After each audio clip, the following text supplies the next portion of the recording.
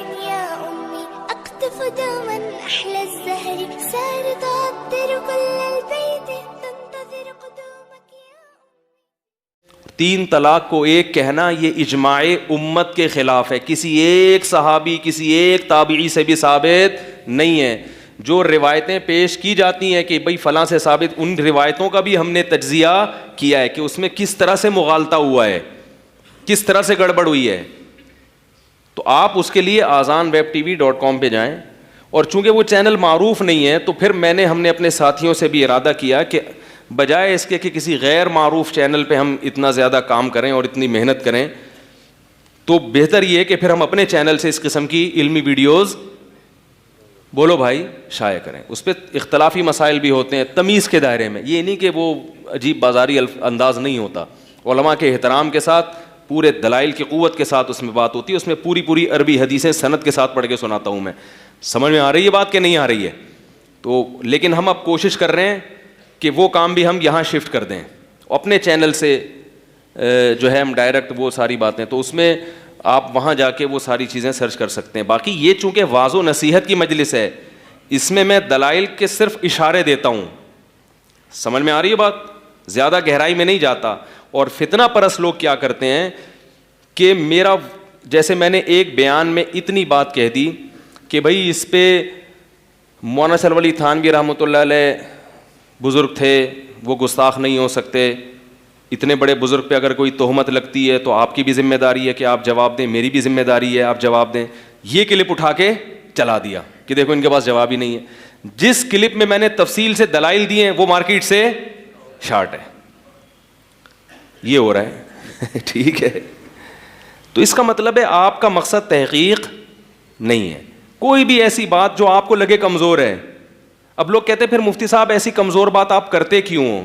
بھائی واعظ و نصیحت کی مجلس ہے، ہر طرح کی بات ہوگی اور بعض دفعہ غلط بات بھی ہو جاتی ہے، اس سے میں رجوع کرتا ہوں. ابھی میں نے کچھ دن پہلے ایک صفائی پر بیان کیا کہ دانتوں کی صفائی کی اسلام میں اہمیت. اس میں مجھے ایسا یاد پڑتا تھا کیونکہ بہت پہلے میں نے روایت پڑھی تھی کہ کلیجی کھانا نبی کو پسند نہیں تھا. اس پہ بہت سے احباب نے حدیثیں بھیجی جن میں تھا کہ نبی صلی اللہ علیہ وسلم نے کلیجی کھائی ہے.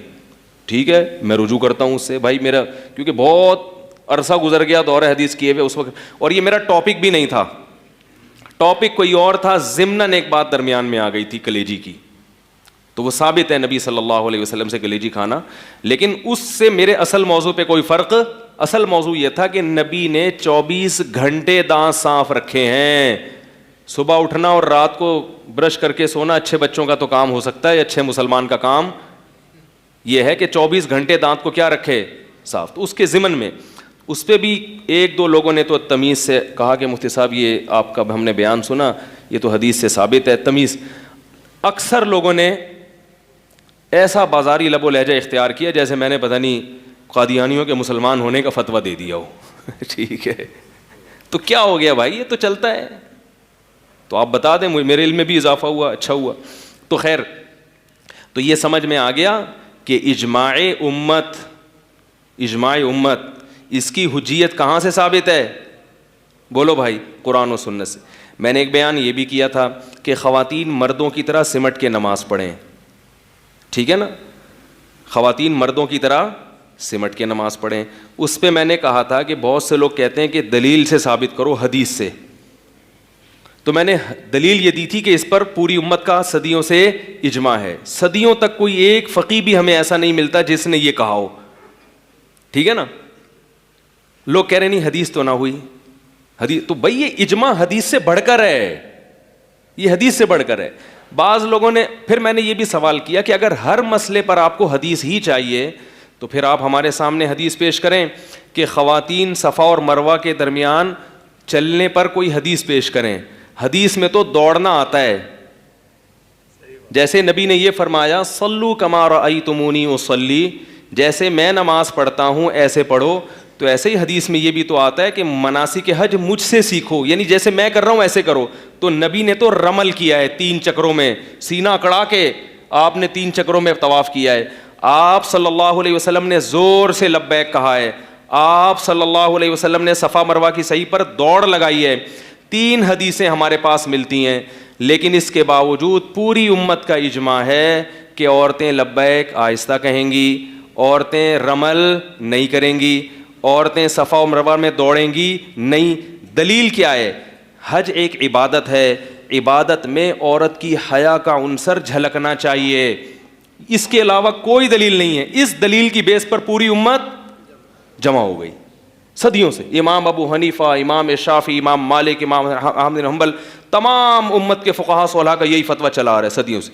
حتیٰ کہ اگر آپ 200-250 سال پہلے اہل حدیث کے فتاویٰ دیکھیں گے تو اس میں بھی یہی ملے گا آپ کو. کتنی بڑی دلیل ہے. اب اگر مجھ سے آپ حدیث مانگتے ہو کہ عورتیں الگ طرح سے نماز پڑھیں گی, اس کی دلیل حدیث سے, تو میں بھی تو آپ سے مانگ سکتا ہوں کہ عورتیں صفا مروہ میں دوڑیں گی نہیں, اس کی دلیل حدیث سے. ادھر آ کے چپ ہو جاتے ہیں.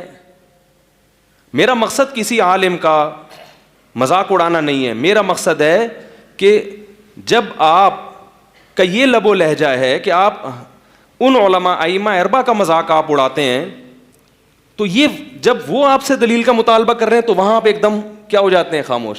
ایک صاحب نے یہ بھی کہا کہ پوری دنیا میں عورتیں مردوں کی طرح نماز پڑھ رہی ہیں, صرف بر صغیر کی عورتیں تھوڑا سمٹ کے پڑھتی ہیں نماز. پوری دنیا ایک طرف, یہ پوری دنیا اب ایک طرف ہوئی ہے. آج سے پہلے سب عورتیں سمٹ کے پڑھتی تھی, اب دنیا میں یہ انقلاب آیا ہے. تو ہم آج کے لوگوں کو دیکھیں یا ماضی کے لوگوں کو دیکھیں. ملیشیا میں, انڈونیشیا میں شافی فقہ رائج ہے, اور فقہ شافی کی تمام کتابوں میں لکھا ہے کہ عورتیں کیسے پڑھیں گی, سمٹ. تو اب اگر وہاں تبدیلی آئی ہے تو یہ تبدیلی علم کی کمی سے آئی ہے, کیونکہ جیسے جیسے قیامت قریب آ رہی ہے علم اٹھتا جا رہا ہے. حدیث میں آتا ہے کہ اللہ علماء کو اٹھاتے رہیں گے, کتابوں کو نہیں اٹھائیں گے. کتابیں رہیں گی, علماء اٹھ جائیں گے. لہذا جاہل لوگ وہ کتابیں پڑھ کے کیا کریں گے, لوگوں کو غلط گائیڈ کرنا شروع کر دیں گے. ان اللہ, پھر وہی حدیث کا حوالہ مانگیں گے نا, تو میں حدیث پڑھ دیتا ہوں. ان اللہ لا يقبض العلم انتزاعا من صدور العلماء ولكن يقبض العلماء. اللہ علماء کے سینوں سے علم نہیں اٹھائے گا بلکہ علماء کو اٹھا لے گا اللہ تعالیٰ.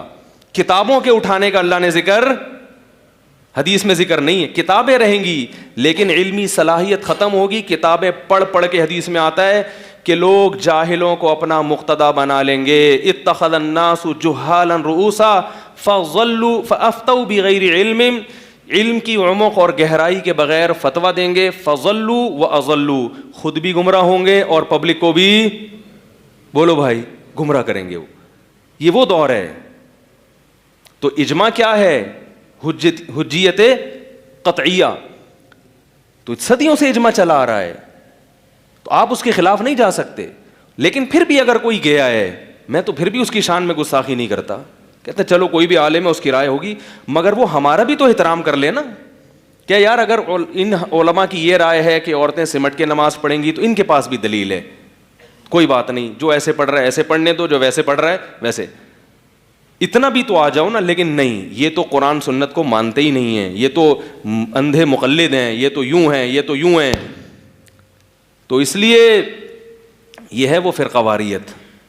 ہم چما دیگر نیز, ہمیں پتہ ہے باقی سب کیا ہیں, سب بے وقوف ہیں. ٹھیک ہے نا.